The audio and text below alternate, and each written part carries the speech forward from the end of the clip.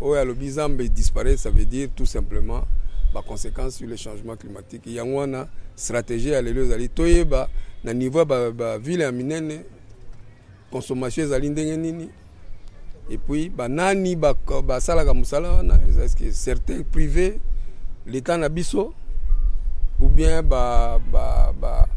bandeko lokola PNUD, lokola FAO, lokola Union européenne bapesa biso makoki poto koka kosala musala wana. Mais nakanisi finalité ya musala lokola oyo ya réunion ya lelo ezali nde tolandela ndenge toza ko produire makala na koni, ndenge tozali ko consommer yango. Est-ce que ndenge wana ya lelo ya mikolo yo ezali na impact te na bazamba na biso lelo lobby pe mikolo ya.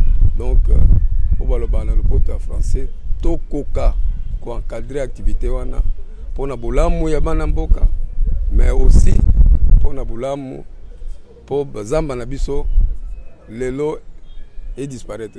Mais aussi ko beta mbele ko kamwango wana bazamba na biso esengeli to ko encadrer ngo po disparaître. Tozomona ke source principale eza venda ba ménage nengo lobi yango wana. Kasi bozoka na kosala nini puti bazamba wana disparaître te. Mais nakanisi ba technicien o bazali na biso lelo yo bango ndi ba yebisa biso ba bon.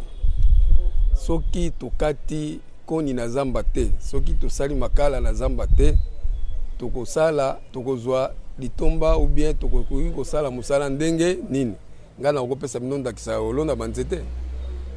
Puise tozana tosengai na banzete nzete yango tokuti yango na zamba bayebisi biso keba bokene malembe, il faut bino mo bolonda banzete po bozwa koni, bolonda banzete a partir ya koni bosala makala yango wana ba piste ya solution.